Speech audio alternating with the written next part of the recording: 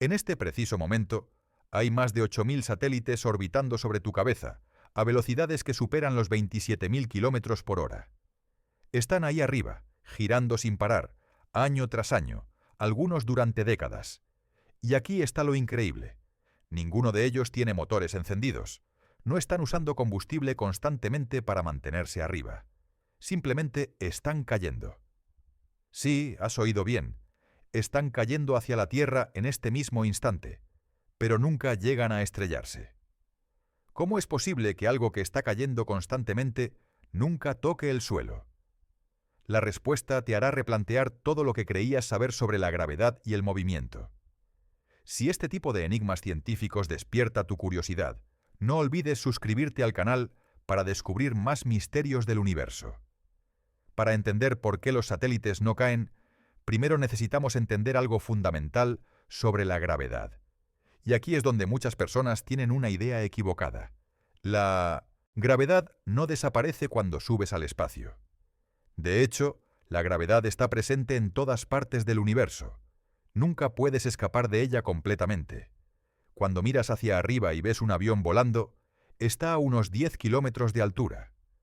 A esa altitud, la gravedad es aproximadamente el 99% tan fuerte como en la superficie. Es decir, casi no hay diferencia.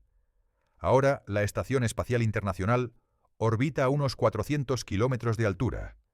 A esa distancia, podrías pensar que la gravedad sería mucho más débil. Pero, sorprendentemente, todavía es aproximadamente el 90% tan fuerte como en la superficie terrestre. Entonces, si la gravedad todavía está jalando fuertemente a los satélites y a la estación espacial, ¿por qué no caen? Este es el momento de introducir una de las ideas más hermosas y contraintuitivas de toda la física. Los satélites sí están cayendo, constantemente, cada segundo de cada día, pero están cayendo de una manera muy especial. Imagina que estás parado en una colina y lanzas una piedra horizontalmente. La piedra viaja hacia adelante mientras simultáneamente cae hacia abajo por la gravedad. Eventualmente golpea el suelo a cierta distancia de ti. Ahora imagina que lanzas la piedra más fuerte. Viaja más lejos antes de golpear el suelo. Cuanto más fuerte lances, más lejos llegará. Aquí está la clave. La Tierra no es plana, es redonda. Se curva. Si pudieras lanzar esa piedra lo suficientemente rápido, algo extraordinario sucedería. La piedra seguiría cayendo hacia la Tierra debido a la gravedad, pero la superficie de la Tierra se curvaría alejándose de la piedra a la misma velocidad que la piedra cae. La piedra nunca tocaría el suelo. Seguiría cayendo para siempre, dando vueltas alrededor del planeta. Esto es exactamente lo que es una órbita. No es flotar, no es volar. Es caer continuamente mientras te mueves lo suficientemente rápido hacia los lados para que el suelo se curve debajo de ti al mismo ritmo que caes. Es un equilibrio perfecto entre caer hacia abajo y moverse hacia los lados. Isaac Newton fue el primero en entender esto claramente. En su obra revolucionaria Principia Mathematica, publicada en 1687, Newton presentó un experimento mental famoso. Imaginó un cañón en la cima de una montaña altísima, por encima de la atmósfera. Si disparas una bala de cañón horizontalmente, caerá y golpeará la Tierra a cierta distancia. Pero si aumentas la velocidad de la bala, viajará más lejos antes de caer. Newton razonó que a una velocidad específica, la bala viajaría tan rápido horizontalmente que mientras cae, la curvatura de la Tierra haría que el suelo se aleje de la bala al mismo ritmo. La bala daría la vuelta completa a la Tierra y eventualmente regresaría al cañón, golpeándote en la espalda si no te mueves. Esta velocidad mágica se llama velocidad orbital. Para la Tierra, cerca de la superficie, es de aproximadamente 7.9 kilómetros por segundo, o unos 28.400 kilómetros por hora. Si puedes lograr que un objeto se mueva horizontalmente a esta velocidad a la altitud adecuada, entrará en órbita. Seguirá cayendo para siempre sin nunca tocar el suelo. Es importante entender que esto no es solo teoría. Cada vez que ves imágenes de astronautas flotando dentro de la Estación Espacial Internacional, no están flotando porque no hay gravedad. Están flotando porque están en caída libre. La estación completa está cayendo hacia la Tierra, y todo dentro de ella está cayendo al mismo ritmo. Desde su perspectiva, se sienten ingrávidos, pero en realidad están experimentando aproximadamente el 90% de la gravedad que sentirían en la superficie. Esta es una distinción crucial que muchas personas no entienden. La ingravidez en órbita no es ausencia de gravedad, es caída libre continua. Si estuvieras en un ascensor, cientos, y los cables se cortaran, experimentarías la misma sensación de ingravidez durante los pocos segundos antes de estrellarte. Los astronautas experimentan esto continuamente porque están en un ascensor que nunca se estrella, simplemente sigue dando vueltas alrededor de la Tierra. Ahora bien, podrías preguntarte, si los satélites están constantemente cayendo hacia la Tierra, ¿por qué no eventualmente pierden velocidad y se desploman? Esta es una excelente pregunta, y la respuesta nos lleva a entender otro aspecto crucial de las órbitas, la fricción atmosférica. En el espacio profundo, lejos de cualquier atmósfera, un objeto en órbita podría, en teoría, continuar para siempre sin ninguna propulsión adicional. Una vez que le das la velocidad correcta y la dirección correcta, simplemente seguirá su camino orbital indefinidamente. Esto es porque en el vacío del espacio no hay fricción del aire que lo frene. Pero aquí está el problema. Incluso a 400 kilómetros de altura, donde orbita la Estación Espacial Internacional, todavía hay trazas de atmósfera terrestre. Es increíblemente tenue, tal vez un billonésimo de la densidad del aire al nivel del mar, pero existe. Y con el tiempo, esa fricción atmosférica microscópica desacelera gradualmente la estación. Cuando un satélite se desacelera, algo contraintuitivo sucede. Podrías pensar que ir más lento haría que cayera más hacia la Tierra. Y tienes razón. Pero aquí está la parte extraña. Cuando cae más bajo en la atmósfera, donde la gravedad es ligeramente más fuerte, en realidad acelera. Los objetos en órbitas más bajas se mueven más rápido que los objetos en órbitas más altas. Es al revés de lo que tu intuición podría sugerir. Esto significa que la Estación Espacial Internacional requiere impulsos ocasionales de propulsores para mantener su altitud. Aproximadamente una vez al mes, encienden motores para empujarla de regreso a su órbita adecuada. Sin estos impulsos, gradualmente se hundiría más bajo, se movería más rápido, experimentaría más fricción atmosférica, se hundiría aún más bajo, en una espiral descendente que eventualmente terminaría con la estación ardiendo en la atmósfera. De hecho, esto es exactamente lo que le sucede a muchos satélites al final de su vida útil. Cuando ya no se pueden controlar o cuando se quedan sin propulsor para mantenerse arriba, gradualmente descienden en espiral hacia la Tierra. A medida que se hunden en capas más densas de la atmósfera, la fricción aumenta dramáticamente. El satélite se calienta por la fricción con el aire, comienza a desintegrarse y la mayoría de las piezas se queman completamente antes de llegar al suelo. Ocasionalmente, piezas más grandes sobreviven y caen al océano o a áreas deshabitadas. Entonces, para resumir lo que hemos aprendido hasta ahora, los satélites no caen porque están cayendo. Están en un estado de caída libre perpetua, moviéndose lo suficientemente rápido horizontalmente para que la curvatura de la Tierra los mantenga cayendo sin nunca alcanzar el suelo. Es un equilibrio delicado entre la velocidad hacia adelante y la atracción gravitacional hacia abajo. Pero aquí surge una pregunta fascinante. ¿Hay solo una velocidad orbital o pueden los satélites orbitar a diferentes alturas y velocidades? Y si es así, ¿cómo decidimos dónde poner cada satélite? La respuesta a esto nos lleva al concepto de diferentes tipos de órbitas, cada una perfectamente diseñada para propósitos específicos. No todos los satélites orbitan a la misma altura o velocidad. De hecho, hay una variedad fascinante de órbitas, cada una elegida cuidadosamente, según lo que el satélite necesita hacer. Entender estas diferentes órbitas nos ayuda a apreciar la elegancia del diseño espacial. Empecemos con la órbita terrestre baja, conocida como LEO por sus siglas en inglés. Esta es la región que va desde 1900 aproximadamente 160 kilómetros hasta 2000 kilómetros de altura. La mayoría de los satélites de observación terrestre, la Estación Espacial Internacional y muchos satélites de comunicaciones operan en esta zona. ¿Por qué elegir una órbita baja? Hay varias razones. Primero, requiere menos energía lanzar algo a una órbita baja que a una órbita alta. Cada kilómetro adicional de altitud requiere más combustible, más potencia de cohete, más costo. Para satélites que necesitan tomar fotografías detalladas de la Tierra, estar más cerca es obviamente ventajoso.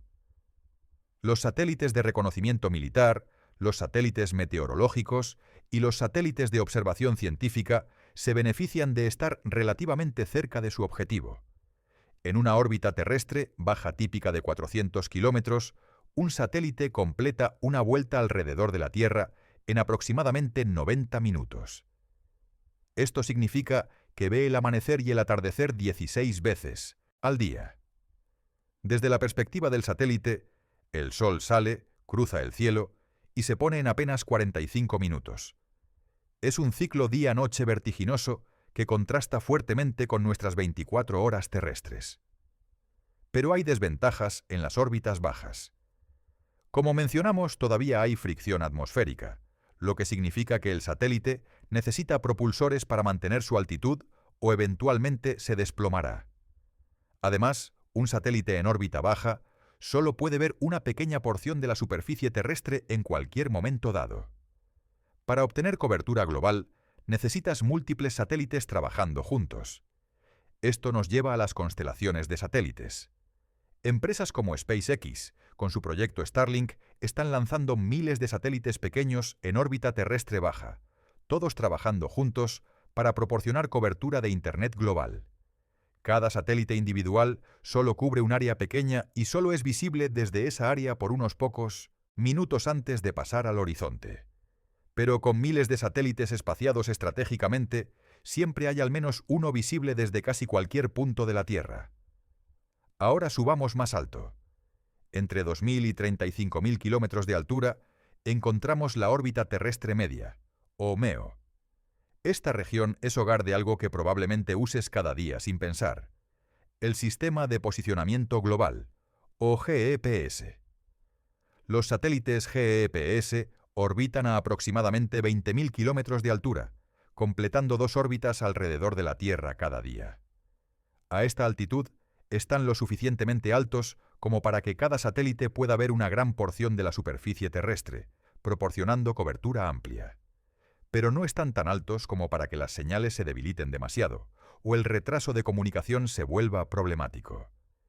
El GPS requiere al menos 4 satélites visibles simultáneamente desde tu ubicación para calcular tu posición exacta.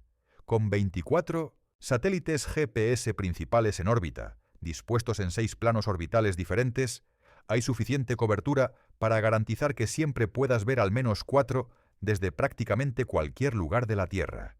Aquí hay algo fascinante sobre el GPS. Funciona midiendo el tiempo que tardan las señales de radio en viajar desde cada satélite hasta tu receptor. Las señales de radio viajan a la velocidad de la luz, unos 300.000 kilómetros por segundo. Pero incluso a esa velocidad increíble hay un retraso medible. Tu receptor GPS compara las señales de múltiples satélites, calcula cuánto tiempo tardó cada señal en llegar y usa esa información para triangular tu posición exacta. Pero aquí está lo verdaderamente asombroso. Para que esto funcione con la precisión que esperamos, metros o incluso centímetros, los relojes en los satélites GPS deben ser extraordinariamente precisos. Y aquí es donde la física se vuelve realmente interesante. Los relojes en los satélites GPS en realidad funcionan a un ritmo diferente que los relojes en la Tierra debido a 2 efectos predichos por la teoría de la relatividad de Einstein. Primero, debido a la relatividad especial, los relojes en movimiento funcionan más lentamente. Los satélites GPS se mueven a unos 14.000 kilómetros por hora, y a esa velocidad sus relojes funcionan aproximadamente 7 microsegundos más lento por día que los relojes en la Tierra. Segundo, debido a la relatividad general, los relojes en un campo gravitacional más débil funcionan más rápido. A 20.000 kilómetros de altura, la gravedad es más débil que en la superficie, haciendo que los relojes de los satélites funcionen aproximadamente 45 microsegundos más rápido por día. El efecto neto es que los relojes de los satélites GPS funcionan aproximadamente 38 microsegundos más rápido cada día que los relojes en la Tierra. Esto puede no sonar como mucho, pero recuerda que las señales de GPS viajan a la velocidad de la luz. En 38 microsegundos, la luz viaja 11 kilómetros. Sin corregir estos efectos relativistas, el GPS acumularía errores de varios kilómetros por día. Es inútil para la navegación. Los ingenieros que diseñaron el sistema GPS tuvieron que programar los relojes de los satélites para funcionar ligeramente más lento de lo que deberían según su propia perspectiva, de modo que cuando son afectados por los efectos relativistas, funcionen al ritmo correcto desde nuestra perspectiva en la Tierra. Es un ejemplo hermoso de cómo la física avanzada no es solo teoría abstracta, sino algo que usamos prácticamente cada día. Ahora subamos aún más alto, hasta la órbita más especial de todas, la órbita geoestacionaria, a exactamente 35.786 kilómetros sobre el ecuador. Esta órbita tiene una propiedad mágica. Un satélite aquí completa una órbita en exactamente 24 horas, el Liemtesiam, mismo tiempo que tarda la Tierra en rotar una vez. Esto significa que si colocas un satélite en órbita geoestacionaria sobre el ecuador, permanecerá sobre exactamente el mismo punto de la superficie terrestre todo el tiempo. Desde el suelo, parece estar completamente inmóvil en el cielo. Esta es la razón por la cual las antenas de televisión satelital apuntan a un punto fijo en el cielo.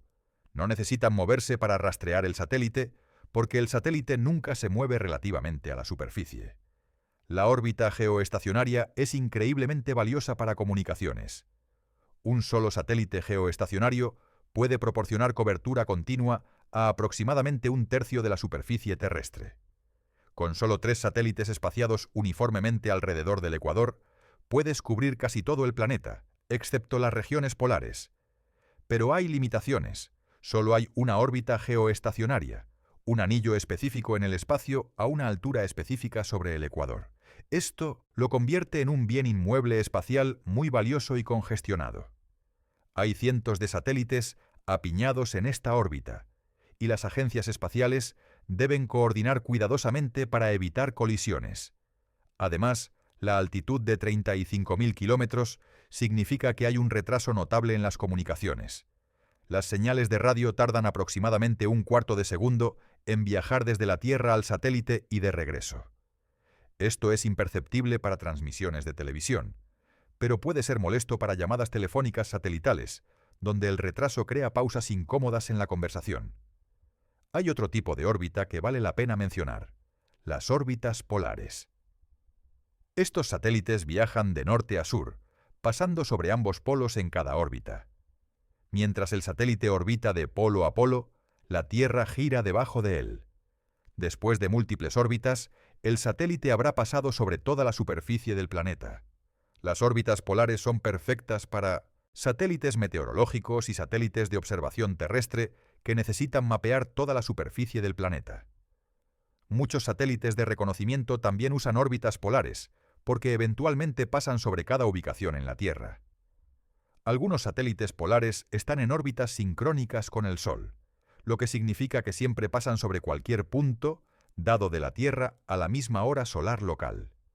Por ejemplo, un satélite podría pasar siempre sobre cualquier ubicación a las 10 de la mañana hora local. Esto es útil para comparar imágenes tomadas en diferentes días bajo condiciones de iluminación idénticas. Ahora bien, podrías preguntarte: ¿cómo llegan los satélites a estas diferentes órbitas? No es tan simple como apuntar un cohete hacia arriba y acelerar. Los lanzamientos orbitales son maniobras increíblemente complejas que requieren sincronización y precisión extraordinarias. Cuando un cohete despega, no va directamente hacia arriba. Después, de los primeros kilómetros, comienza a inclinarse gradualmente hacia el horizonte. Esto es porque, recuerda, para estar en órbita, no solo necesitas estar alto, necesitas estar moviéndote rápidamente hacia los lados. La mayor parte de la energía del cohete se gasta acelerando horizontalmente, no subiendo verticalmente. El cohete sigue una trayectoria cuidadosamente calculada que lo lleva cada vez más horizontalmente hasta que finalmente está moviéndose casi paralelo a la superficie de la Tierra a la velocidad orbital correcta. En este punto, los motores se apagan y el satélite está en órbita, cayendo perpetuamente alrededor de la Tierra. Pero aquí está la parte complicada. Diferentes órbitas requieren diferentes cantidades de energía. Llegar a la órbita geoestacionaria requiere mucha más energía que llegar a una órbita terrestre baja. El cohete debe acelerar a una velocidad más alta y también debe subir mucho más alto, luchando contra la gravedad durante más tiempo. Además, la ubicación del lugar de lanzamiento importa. La Tierra ya está girando y puedes usar esa rotación a tu favor. En el ecuador, la superficie de la Tierra se mueve hacia el este a unos 1.670 km por hora. Si lanzas tu cohete hacia el este desde el ecuador, obtienes esa velocidad de forma gratuita. Es por eso que los lugares de lanzamiento cerca del ecuador, como la Guayana Francesa, tienen una ventaja significativa. Ahora que entendemos cómo funcionan las órbitas y por qué los satélites no caen, necesitamos abordar un problema creciente que amenaza toda la infraestructura orbital, la basura espacial. Este es uno de los desafíos más serios que enfrenta la exploración espacial moderna, y es un problema que empeora cada año. Desde el comienzo de la era espacial en 1957, con el lanzamiento del Sputnik, hemos enviado miles de cohetes al espacio. Cada lanzamiento deja residuos, etapas de cohetes gastadas, cubiertas protectoras desechadas, piezas que se desprenden durante la separación. Los satélites viejos que ya no funcionan permanecen en órbita durante años, décadas o incluso siglos, dependiendo de su altitud. Pero aquí está lo alarmante. No son solo los objetos grandes los que causan problemas. Cuando los satélites chocan o cuando explotan, ya sea accidental o intencionalmente, crean miles de fragmentos más pequeños. Cada fragmento, sin importar cuán pequeño, se convierte en un proyectil que viaja a velocidades orbitales de varios kilómetros por segundo. Imagina ser golpeado por un grano de arena moviéndose a 10 kilómetros por segundo. A esa velocidad, incluso algo tan pequeño lleva una energía cinética tremenda. La fórmula para la energía cinética es la mitad de la masa multiplicada por la velocidad al cuadrado. Cuando la velocidad es tan extremadamente alta, incluso masas diminutas tienen energías destructivas enormes. Un fragmento de basura espacial del tamaño de una canica, viajando a velocidad orbital, tiene aproximadamente la misma energía que un automóvil pequeño viajando a 100 km por hora. Puede perforar fácilmente el casco de un satélite o de la Estación Espacial Internacional. Una pieza del tamaño de una pelota de softball podría destruir completamente un satélite, creando miles de nuevos fragmentos en el proceso. Actualmente, rastreamos aproximadamente 34.000 piezas de basura espacial de más de 10 centímetros de diámetro. Hay estimaciones de que hay alrededor de 900.000 piezas entre 1 y 10 centímetros y más de 130 millones de piezas más pequeñas de 1 centímetro. Todas estas están en órbita, moviéndose a velocidades letales, creando un campo minado invisible alrededor de nuestro planeta. El problema es particularmente grave en ciertas órbitas. La órbita terrestre baja entre 800 y 1.000 kilómetros de altura está especialmente congestionada. Esta es la altitud donde la basura puede permanecer en órbita durante décadas o incluso siglos antes de que la fricción atmosférica la haga descender. Es tiempo suficiente para que ocurran colisiones y se generen aún más fragmentos. Hay un escenario aterrador que los científicos llaman el síndrome de Kessler, nombrado por el científico de la NASA Donald Kessler, quien lo propuso en 1978.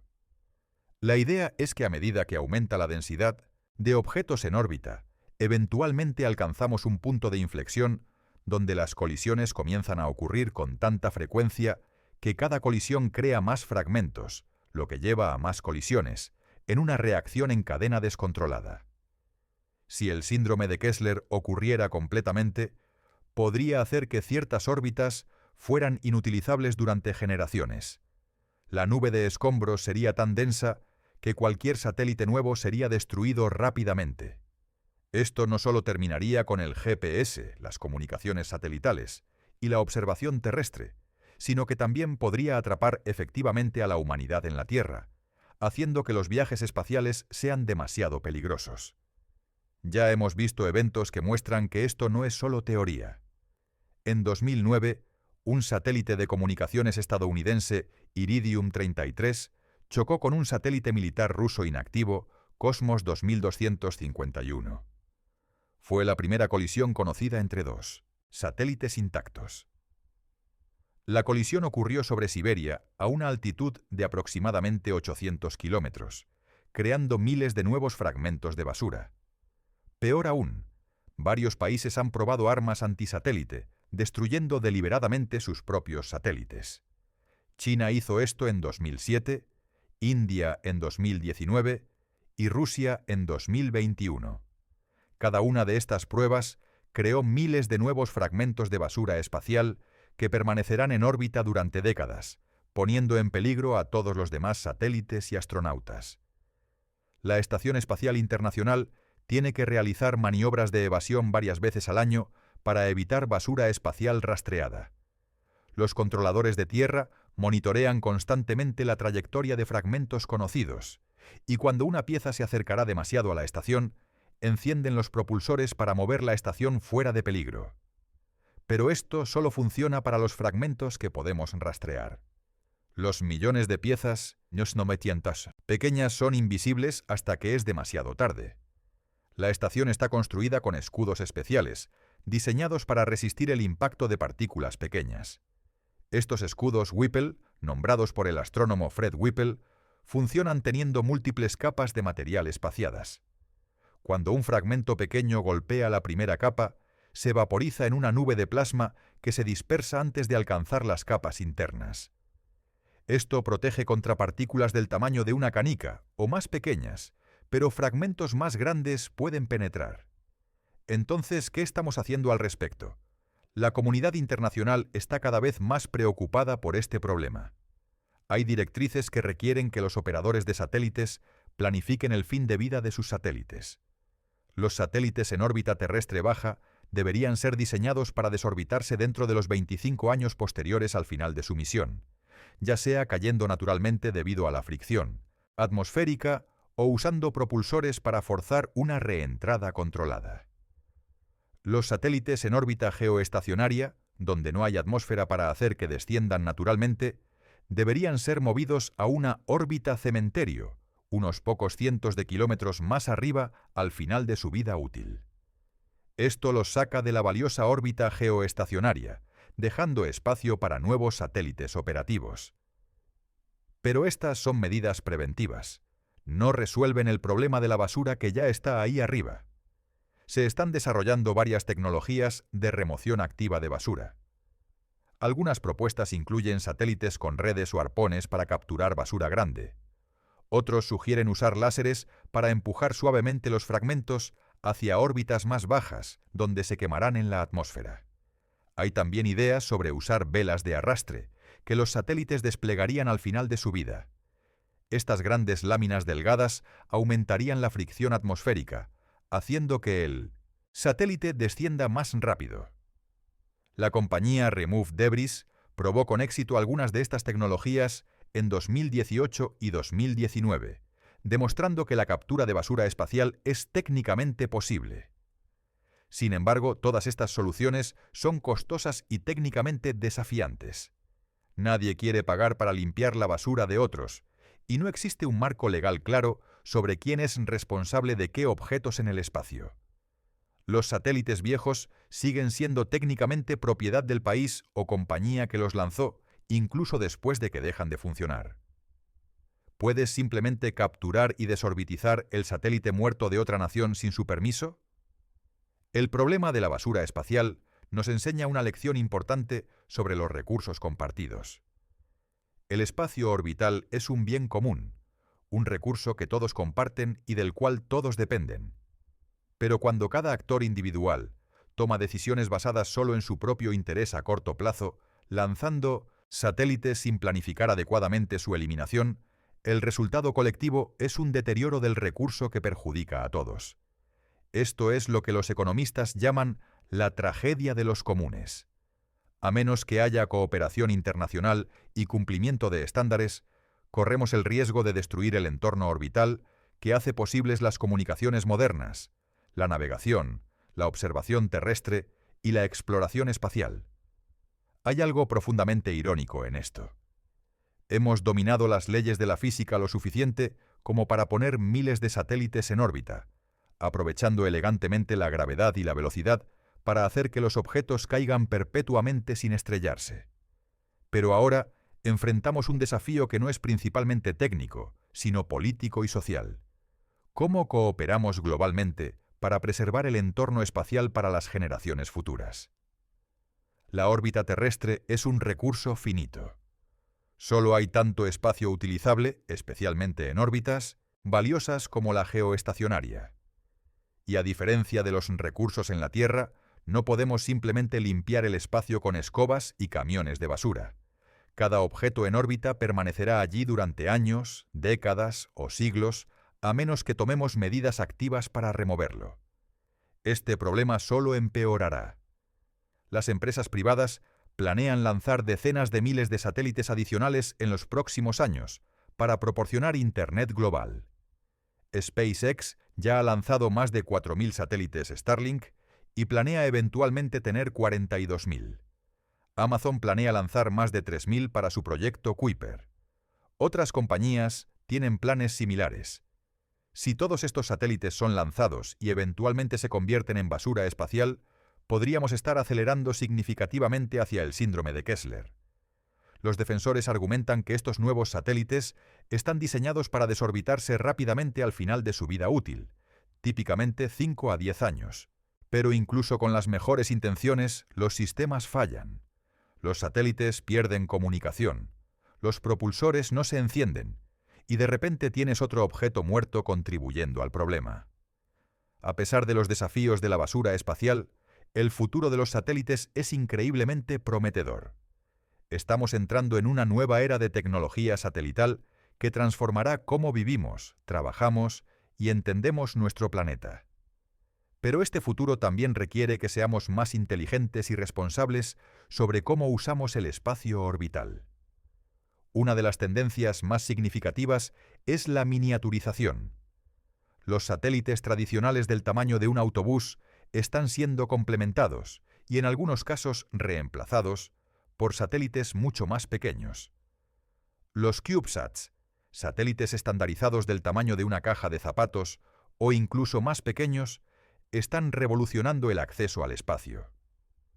Estos satélites pequeños son mucho más baratos de construir y lanzar que sus contrapartes gigantes.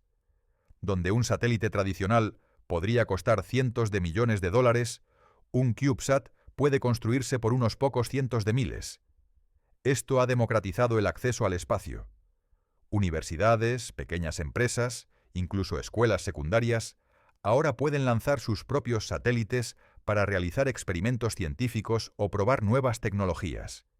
Pero la miniaturización presenta sus propios desafíos.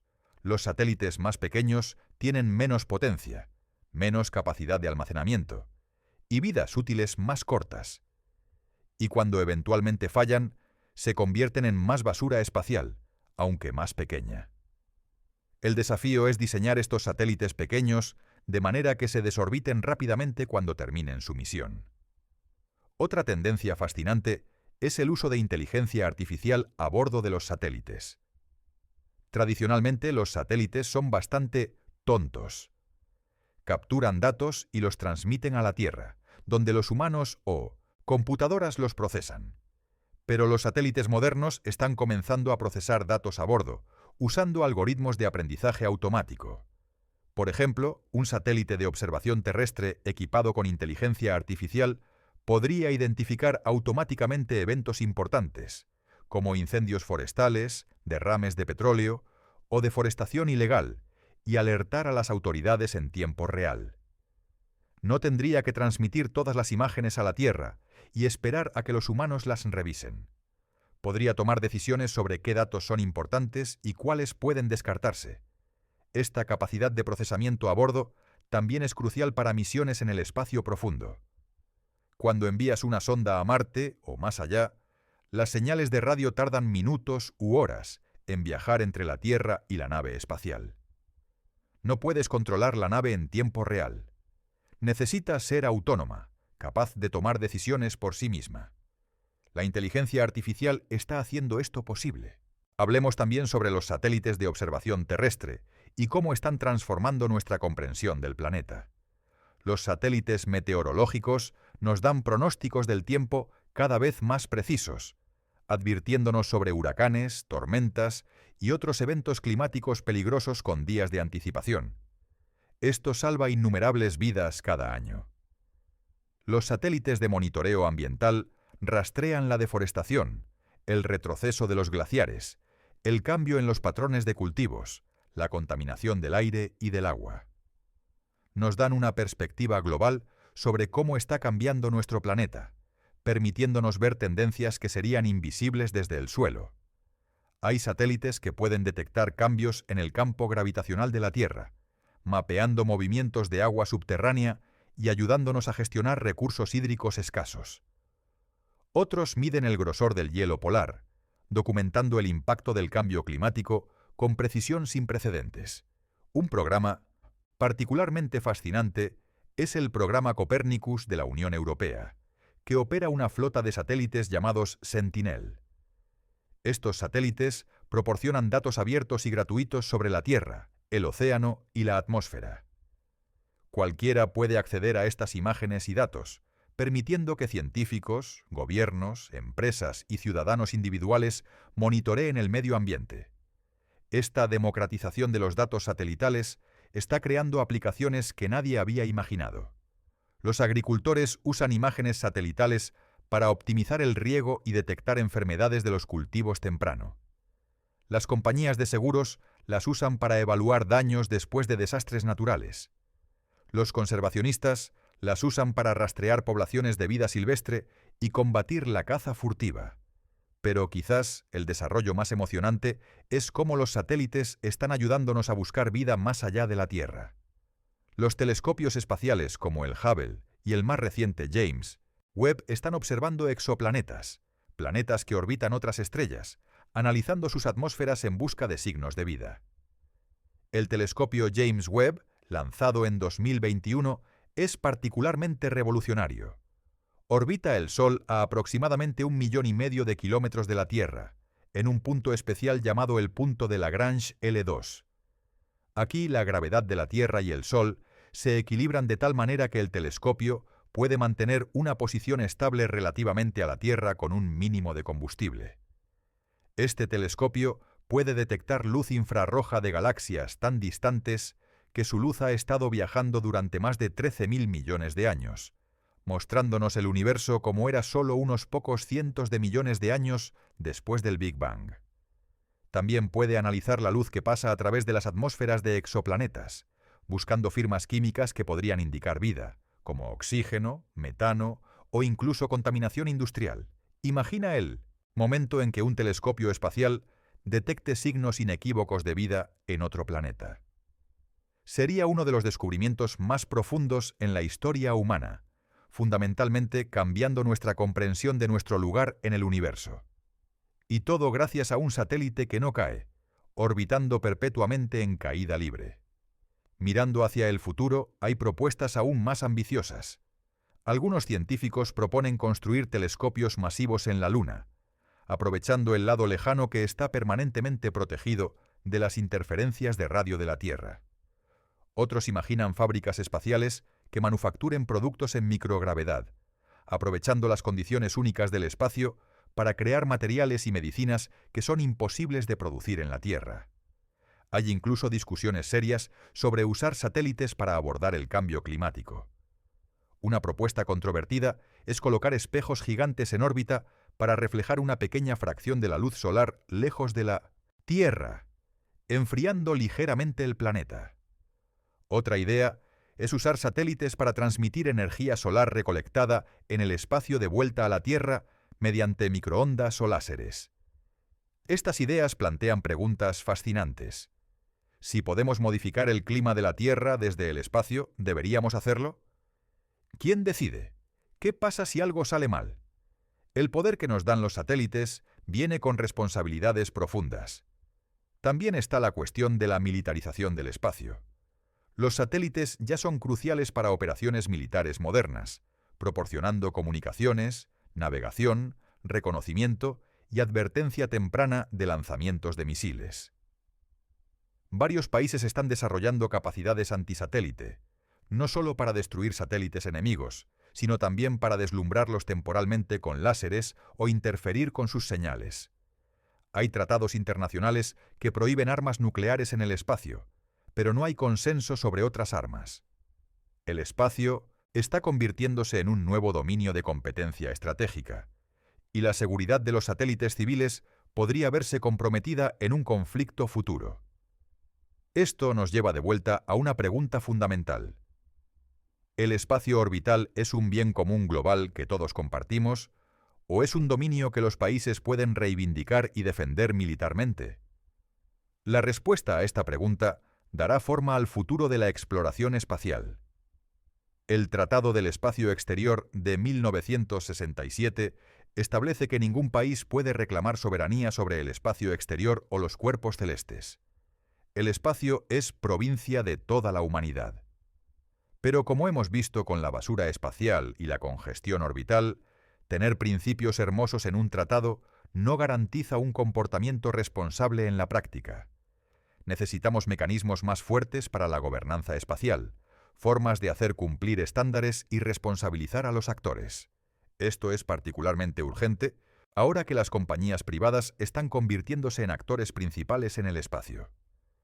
SpaceX, Blue Origin y otras no son gobiernos sujetos a tratados internacionales, son corporaciones motivadas por ganancias. Sin embargo, hay razones para el optimismo. La comunidad espacial es relativamente pequeña e interconectada.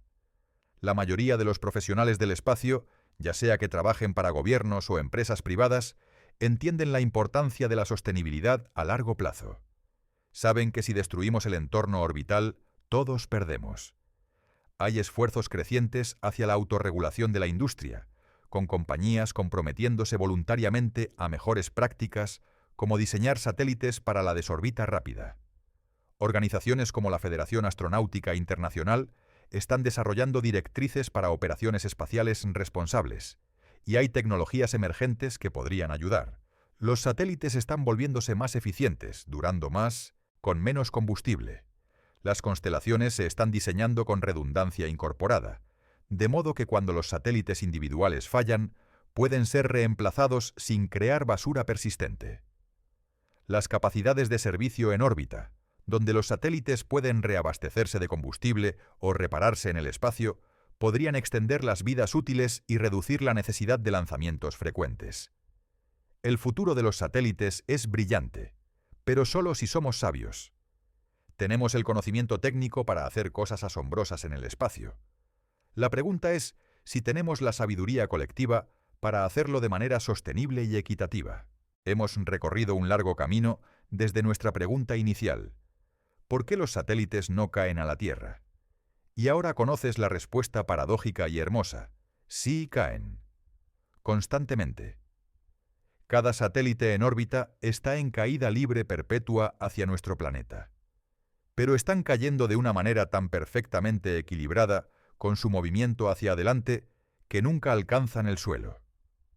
Es uno de esos conceptos en la física que, una vez que lo entiendes, cambia completamente cómo ves el mundo. La próxima vez que mires hacia arriba en una noche clara y veas un punto de luz moviéndose a través del cielo, un satélite pasando sobre ti, sabrás que no está flotando mágicamente. Está cayendo exactamente como caería si lo soltaras de tu mano, pero se mueve tan rápido hacia los lados que la Tierra se curva debajo de él a la misma velocidad que cae. Esta comprensión es más que solo un dato curioso. Representa uno de los triunfos más hermosos del pensamiento humano. Isaac Newton, hace más de 300 años, entendió esto sin nunca haber visto un satélite, sin tener acceso a cohetes o tecnología espacial. Simplemente, mediante el razonamiento cuidadoso sobre cómo funcionan la gravedad y el movimiento, predijo exactamente cómo los objetos se comportarían en órbita. Y luego, casi 300 años después, cuando finalmente tuvimos la tecnología para poner objetos en el espacio, descubrimos que Newton tenía razón. Las matemáticas que escribió en el siglo XVII describían perfectamente el comportamiento de los satélites en el siglo XX. Esta es la magia de la física. Una vez que descubres las leyes fundamentales que gobiernan el universo, pueden predecir fenómenos que aún no has visto. Pero nuestra exploración de los satélites también nos ha enseñado algo sobre la naturaleza del progreso tecnológico. Cada nueva capacidad trae nuevos desafíos. Aprendimos a poner satélites en órbita, y esto nos dio comunicaciones globales, navegación, observación terrestre, innumerables beneficios. Pero también nos dio basura espacial, congestión orbital y nuevas arenas para la competencia militar. El mismo principio que mantiene a los satélites arriba, la caída libre en equilibrio perfecto, es también lo que hace que la basura espacial sea tan persistente. Un fragmento de satélite destruido no cae simplemente al suelo. Entra en su propia órbita, cayendo perpetuamente, potencialmente durante siglos, creando peligros para todos los demás objetos en órbitas similares. Esto nos recuerda que la tecnología no es neutral. Cada herramienta que creamos puede usarse sabiamente o descuidadamente. Los satélites pueden conectar comunidades remotas a Internet, salvar vidas mediante advertencias de desastres tempranos y ayudarnos a entender y proteger nuestro planeta. O pueden crear un campo minado orbital que eventualmente hace que ciertas regiones del espacio sean inutilizables. La elección está en nuestras manos. Y esa elección no es solo técnica, sino también ética y política. ¿Cómo decidimos quién tiene acceso al espacio? ¿Cómo equilibramos los intereses comerciales con la sostenibilidad a largo plazo? ¿Cómo garantizamos que el espacio siga siendo una provincia de toda la humanidad, no solo de los países o corporaciones más ricos? Estas preguntas se vuelven más urgentes a medida que el espacio se vuelve más accesible y más congestionado. En las próximas décadas podríamos ver decenas de miles de nuevos satélites lanzados. Cada uno será un testimonio de nuestra brillantez técnica, pero también un recordatorio de nuestra responsabilidad colectiva. Hay algo profundamente humano en nuestra relación con los satélites. Representan nuestro deseo de trascender nuestros límites, de ver más allá de nuestros horizontes inmediatos, de conectarnos a través de grandes distancias. Desde los primeros días, cuando los humanos miraban las estrellas y se preguntaban ¿qué había más allá?, hasta hoy cuando tenemos miles de ojos mecánicos orbitando sobre nosotros, siempre hemos sido una especie que mira hacia arriba. Los satélites también revelan algo sobre nuestra relación con la ciencia. La ciencia no es solo un conjunto de hechos para memorizar en la escuela. Es una forma de ver el mundo, de hacer preguntas, de no aceptar las apariencias superficiales, sino de buscar las explicaciones más profundas. Cuando preguntas ¿por qué los satélites no caen?, y descubres que la respuesta es porque están cayendo, estás participando en el mismo tipo de pensamiento que ha impulsado todos los grandes descubrimientos científicos. Este tipo de pensamiento, donde lo que parece paradójico al principio resulta ser profundamente verdadero, es característico de la buena ciencia. La Tierra parece plana, pero es redonda. Parece que estamos inmóviles, pero estamos girando a 1670 km por hora. Los satélites parecen flotar, pero están cayendo. Una y otra vez, la ciencia nos muestra que la realidad es más extraña, más hermosa y más interesante de lo que las apariencias sugieren. Y aquí está lo maravilloso. Una vez que entiendes el principio básico, todo un universo de fenómenos se vuelve comprensible. Entiendes no solo por qué los satélites no caen, sino también por qué la Luna no cae a la Tierra, por qué la Tierra no cae al Sol, por qué las estrellas en las galaxias orbitan alrededor del centro galáctico. Todo es el mismo principio: caída libre en equilibrio perfecto. La Luna, que ha estado orbitando la Tierra durante más de 4.000 millones de años, está cayendo hacia nosotros en este mismo momento.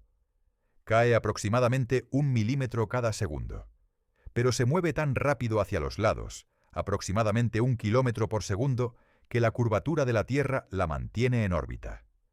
Ha estado cayendo durante eones y continuará cayendo durante eones más. De manera similar, nuestra Tierra está cayendo hacia el Sol, orbitándolo a unos 30 kilómetros por segundo.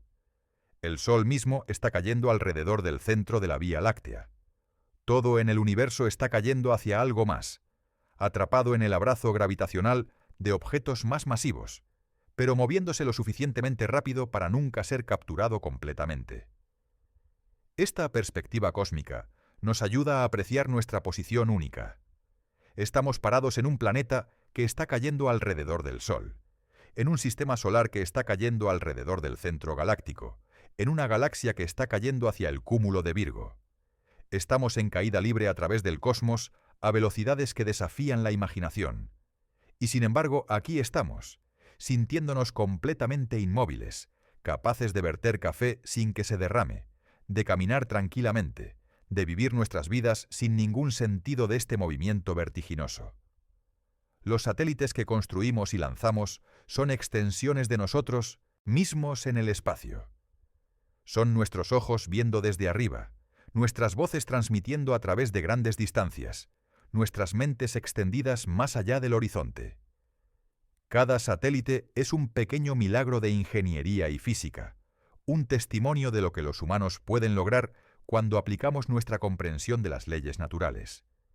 Pero también son recordatorios de nuestra fragilidad y nuestra interdependencia. El entorno orbital es un recurso compartido. Lo que un país o una compañía hace en el espacio afecta a todos los demás. Una colisión en órbita no respeta fronteras nacionales. La basura espacial creada por un actor amenaza los satélites de todos. Esto nos lleva de vuelta a una verdad fundamental, que los satélites ilustran de una manera única. Estamos todos en esto juntos. Todos compartimos el mismo planeta. Todos dependemos del mismo entorno orbital. Todos estamos sujetos a las mismas leyes de la física. Las decisiones que tomamos colectivamente sobre cómo usar el espacio darán forma al futuro de nuestra especie. La próxima vez que uses el GPS para navegar, que mires un pronóstico del tiempo, que hagas una llamada que se transmite a través de un satélite, que uses Internet proporcionado desde el espacio, toma un momento para apreciar la cadena extraordinaria de descubrimientos y logros que hizo todo esto posible. Desde Newton entendiendo la gravedad, hasta Tsiolkovsky desarrollando las ecuaciones de cohetes, hasta los miles de ingenieros, científicos y técnicos que construyen y operan estos sistemas complejos. Y recuerda que todo se basa en un principio simple y hermoso. Un objeto que se mueve lo suficientemente rápido hacia los lados mientras cae nunca tocará el suelo. Seguirá cayendo para siempre, trazando un camino eterno a través del cielo. Esta es la elegancia de la física. Conceptos simples, aplicados rigurosamente, explican fenómenos complejos.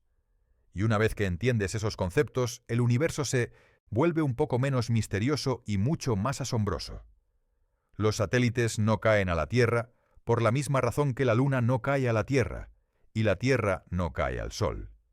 Están todos cayendo, perpetuamente, eternamente, hermosamente, en el ballet cósmico de órbitas que mantiene el universo en movimiento. Y ahora tú conoces el secreto. Cuando mires hacia arriba esta noche y veas esos puntos de luz moviéndose a través del cielo, sabrás que estás viendo objetos en caída libre, atrapados en el abrazo gravitacional de nuestro planeta, pero moviéndose tan rápido que nunca tocarán el suelo. Es una de las muchas maravillas del universo que la ciencia nos ha revelado, y es solo el comienzo de todo lo que aún hay por descubrir. Si esta exploración de cómo funcionan los satélites te ha fascinado, si te ha hecho ver el cielo nocturno de una manera diferente, te invito a que te suscribas al canal para más viajes a través de los misterios de la física y el cosmos. Porque cada pregunta que respondemos revela 10 preguntas nuevas, y cada comprensión profundiza nuestro asombro ante el universo extraordinario en el que vivimos.